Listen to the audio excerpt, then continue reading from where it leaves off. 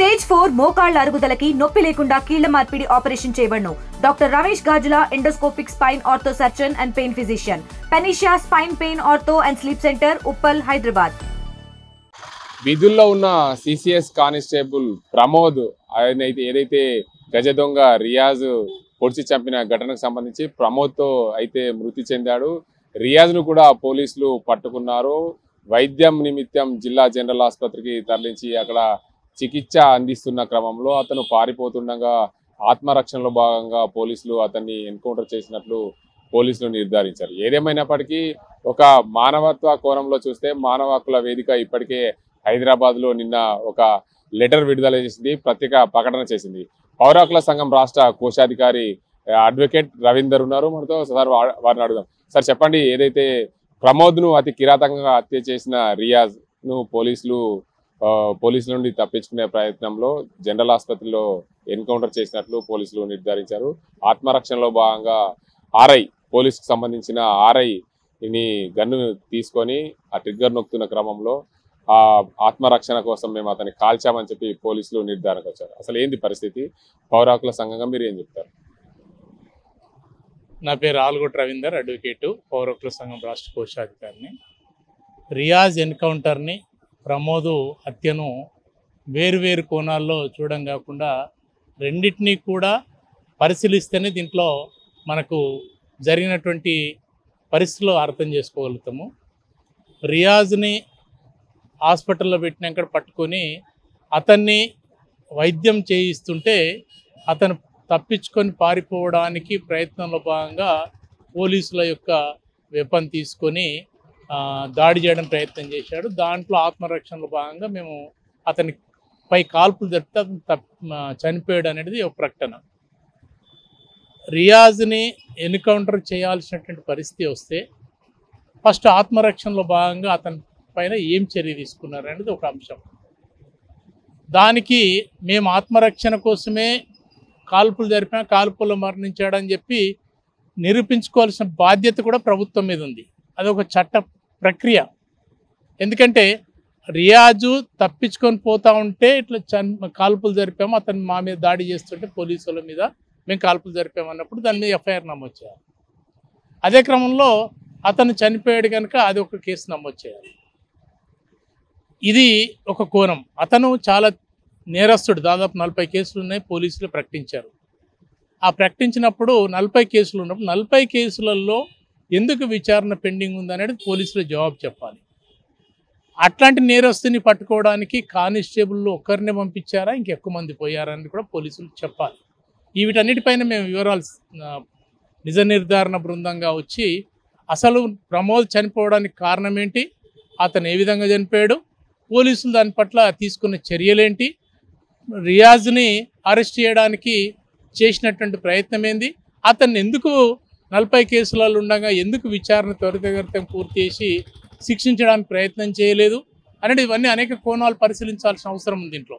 అంటే ప్రధానంగా ఇప్పుడు ప్రమోద్ హత్యకు ఏదైతే సిసిఎస్ లో పనిచేస్తున్న ప్రమోద్ ఆ గజ దొంగను పట్టుకొస్తున్న క్రమంలో 4వ టౌన్ పోలీస్ స్టేషన్ కు తీసుకువెళ్తున్న క్రమం బైక్ పై ఇద్దరు ఉన్నారు, మరో బైక్ పై మరో ఇద్దరు ఉన్న నేపథ్యంలో ఒక బైక్ పై నుండి ఉన్న ఒక బైక్ లో రియాజ్ తో పాటు సిసిఎస్ కానిస్టేబుల్ ప్రమోద్ వల్ల బావమరిది ప్రైవేట్ వ్యక్తి ఉన్నట్లు సమాచారం. అయితే ప్రైవేట్ వ్యక్తి వెనుక నుండి రియాజ్ ను పట్టుకునే క్రమంలో అతను బలవంతంగా అయిన నేపథ్యంలో తప్పించుకునే ప్రయత్నం చేస్తున్నాడనే కోణంలో అక్కడ బండి దూకి పారిపోతున్న క్రమంలో రియాజ్ ప్రమోద్ను హత్య చేశారు. ఆ హత్య చేస్తున్న క్రమంలో పూర్తిగా హత్య చేసి పారిపోయిన నేపథ్యంలో మరుసటి రోజు రియాజ్ను ఏదైతే పోలీసులు అయితే రివార్డు ప్రకటించారు. 50,000 రివార్డు ప్రకటించి ఎవరైనా కనిపిస్తే మాకు సమాచారం ఇవ్వండి అని చెప్పి పోలీసులు 50,000 రివార్డు ప్రకటించిన నేపథ్యంలో ఆ సారంగపూర్ ప్రాంతంలో 6వ టౌన్ పోలీస్ స్టేషన్లో ఏదైతే లారీ క్యాబిన్లో అతను పడుకున్నట్లు పోలీసులకు సమాచారం అందింది. అక్కడికి పోలీసులు వెళ్తున్న క్రమంలో అతను పారిపోతున్న క్రమంలో ఆసిఫ్ అనే వ్యక్తికి కూడా గాయాలయ్యాయి. ఆయన సంవత్సర కాలం పాటు కోలుకోవాల్సిన పరిస్థితి ఏర్పడుతుంది. హైదరాబాద్లో మల్లారెడ్డి ఆసుపత్రిలో చికిత్స పొందుతున్నాడని చెప్పి పోలీసులు నిర్ధారించారు. సంవత్సర కాలం పడుతుంది ఆయన వెల్డింగ్ పనులు చేయాలంటే, ఆ చేతులు బాగా కావాలంటే. అంటే అలాంటి క్రమంలో ఉన్న రియాజ్ను పట్టుకొచ్చి పోలీసులు చికిత్స నిమిత్తం ఏదైతే అతనికి గాయాలై పట్టుకరాగానే అతనికి పారిపోతున్న క్రమంలో గాయాలైన ఆ గాయాలన్నిటి కూడా చికిత్స అందించి కోర్టుకు హాజరుపరచాలనే నేపథ్యంలో హాస్పిటల్లో ఉంచారు. హాస్పిటల్లో అతను కూడా తప్పించుకునే ప్రయత్నం చేస్తున్న క్రమంలోనే ఈ పోలీసుల ఆత్మరక్షణలో ఈ భాగంగా అని చెప్తున్నారు. ప్రమోద్ని హత్య చేయడం రియాజ్ చేసినటువంటి ఒక దుర్మార్గమైన చర్య, దాన్ని ఖండించాల్సింది. అతనికి న్యాయ ప్రక్రియలో భాగంగా విచారణ జరిపి అతనికి కోర్టు ద్వారా సైంటిఫిక్ నేరాలు సేకరించి అతని పట్ల కఠినంగానే నేర ప్రక్రియను కొనసాగించి శిక్ష పడేటట్లు ప్రయత్నం చేయాల్సిన బాధ్యత పోలీసుల మీద ఉండే. ఆ పని ఇప్పుడు తప్పిపోయింది. ఇప్పుడున్నటువంటి పని ఏంటంటే మిగతా వాళ్ళు కూడా గాయాలైనాయి కనుక ఆ కేసులు కూడా ఇతని మీద నమోదు చేయాలి, రియాజ్ మీద. ఇప్పుడు చనిపోయాడు కనుక ఈ కేసులన్నీ కూడా ఏముండవు. ఇప్పుడు ఉండేటటువంటి కేసు రియాజ్ని ఎన్కౌంటర్ చేయడం వలన దాని మీద ఆత్మరక్షణ కోసమే పోలీసులు కాల్పులు జరిపారని నిరూపించుకునే బాధ్యత కూడా పోలీసు న్యాయ ప్రక్రియ ప్రకారం సుప్రీంకోర్టు చెప్పినటువంటి గైడ్లైన్స్ ప్రకారము తెలంగాణ పౌర హక్కుల సంఘం వర్సెస్ ఏపీ హైకోర్టు, ఈ PUCL ఆఫ్ మహారాష్ట్ర కేసు ప్రకారము పోలీసులు నిరూపించుకోవాల్సిన బాధ్యత పోలీసుల మీద ఉంటుంది.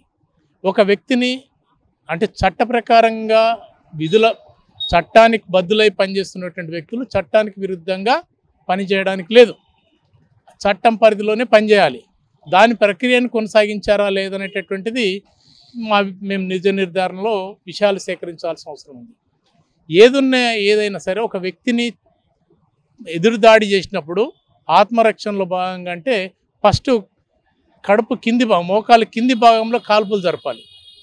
ఆ కాల్పులలో కాల్పుల కారణంగా గాయాలైతే అతను పట్టుకోవడానికి ప్రయత్నం చేయాలి. ఇక్కడ దాడి చేశారంటున్నారు కనుక దాడి చేసినటువంటి చర్య ఏంది, ఎట్లా జరిగింది, దాని మీద కూడా పోలీసులు వాళ్ళ యొక్క ఆత్మరక్షణలో భాగంగా కాల్పులు జరిపిన సంఘటన కూడా నిరూపించుకోవాల్సిన బాధ్యత ఉంది. ఊరికైనా ఒక వ్యక్తిని కాల్చి చంపడానికి లేదు. ఒక వ్యక్తిని ఎవరినైనా సరే ఈ సమాజంలో ఒక వ్యక్తిని ఇంకో వ్యక్తి కాల్చి చంపడం కానీ లేకపోతే ఇంకో రకంగా చంపడం కానీ చేయడానికి లేదు. రియాజు ఎక్కడ కూడా క్షమించడానికి వీలైనటువంటి వ్యక్తి కాదనేది సొసైటీ అంతా అంగీకరిస్తుంది. పోలీసు చట్టాలు లేదా న్యాయ చట్టాలు అనేక రకాల 40 కేసులు ఉన్నాయని చెప్తున్నారు కనుక ఆ 40 కేసులలో అతను శిక్షకు గురైతే చాలా కాలం జైలు ఉంటాడు. ఈ పరిస్థితి ఉండేది కాదు. అదే క్రమంలో ఏంటంటే అతను పారిపోవడానికి ఒక కానిస్టేబుల్ సరిపోతాడా, లేదా అతను నేరస్తుడు కరుడు కట్టిన నేరస్తుడే కనుక అతను పట్టుకోవడానికి ఒక కానిస్టేబుల్ సరిపోతాడా, ఇంకా 4 పంపించాలనేది పోలీసులు ఇదంతా ఆలోచించాల్సినటువంటి అవసరం ఉండే. కానీ ఏం జరిగింది అనేది బయట చెప్తున్నటువంటిది, పేపర్లో చెప్తున్నటువంటి దాన్ని మనం ఆధారం చేసుకొని పూర్తిగా ఒక నిర్ధారణకు రాలేం. ఏదున్నా సరే ఒక చట్టం ప్రకారం బద్దులై ఉండాలి. పోలీసులు కానీ పౌరులు కానీ న్యాయస్థానం కానీ చట్టం ప్రకారం బద్దులై ఉండాలి. దాని పరిధిలోనే వివరించాలని పౌర హక్కుల సంఘం చెప్తుంది. అందుకని దీనిపై న్యాయ విచారణ జరిపించాలి. న్యాయ విచారణలో పోలీసులు తన యొక్క ప్రక్రియను కొనసాగించకపోతే వాళ్ళ మీద కూడా నేరం మోపబడి కోర్టులో దాన్ని ఎదుర్కోవాలి.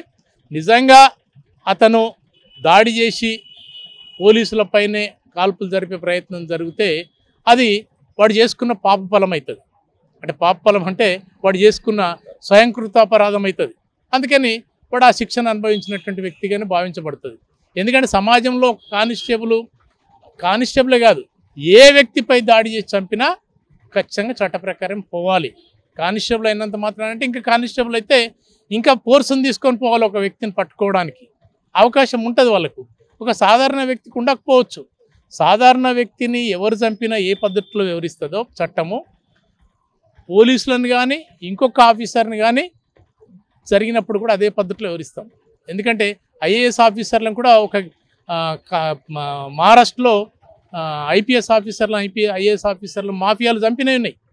ఆ చంపిన ఘటనలో ఏ విధంగా వివరించారు, ఇక్కడ కూడా ఏ విధంగా వివరించాలి, చట్టం ఏం చెప్తుందో అదే పద్ధతిలో వివరించాలి. చట్టానికి భిన్నంగా వివరించడానికి ఎవరికి అధికారం లేదు అనేది పౌర హక్కుల సంఘం భావిస్తుంది.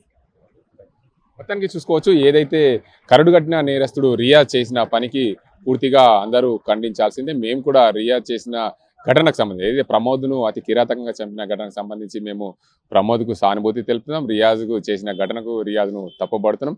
కానీ పోలీసులు కానీ సమాజంలో పౌరులు ఎవరైనా సరే చట్టానికి, భారతదేశంలో ఉన్న చట్టానికి లోబడి పనిచేయాలి. అది కామన్గా ఎవరైనా సరే చట్టానికి లోబడి పని చేసినప్పుడే చట్టం తన పని తాను చేసుకుంటూ పోతుంది, కోర్టులు తన పని తాను చేస్తాయి. ఒక పోలీసు రక్షణలో ఉండాల్సిన రియాజ్ను పోలీసులు ఆత్మరక్షణ కోసం కాల్చారని చెప్తున్నారు. అసలు ఆత్మరక్షణ కాల్చినప్పుడు ఏం చేయాలి, చట్టం తన పని ఎలా చేసుకుంటూ పోతుందని చెప్పి పూర్తిగా నిజ నిర్ధారణ కమిటీ పౌర హక్కుల సంఘం వేస్తుంది. అప్పుడు పోలీసు, అదేవిధంగా రాష్ట్ర మానవ హక్కుల సంఘం, పౌర హక్కుల సంఘం అన్ని కూడా దాంట్లో నిజ నిజాలు తెలిసాయి. అప్పుడు రియాజ్ మాత్రం కరుడుగట్టిన నేరస్తుడు కాబట్టి ఖచ్చితంగా ఆయనకు శిక్ష పడాల్సింది. ఒకవేళ ఆయన కావాల్సుకొని పారిపోవాల్సిన పరిస్థితి వచ్చినప్పుడు నిజంగానే పారిపోతున్నాడు అని తెలిసినప్పుడు పోలీసులు ఆత్మరక్షణలో భాగంగానే కాల్చారా లేదా అనేది నిజ నిర్ధారణ కమిటీలో తెలుస్తుంది అని చెప్పి రాష్ట్ర పౌర హక్కుల సంఘం కోశాధికారి అడ్వకేట్ రవీందర్ చెప్తున్న పరిస్థితి ఇది. ఇక్కడ పరిస్థితి. కెమెరా సాజింతో గంగారెడ్డి, RTV నిజామాబాద్.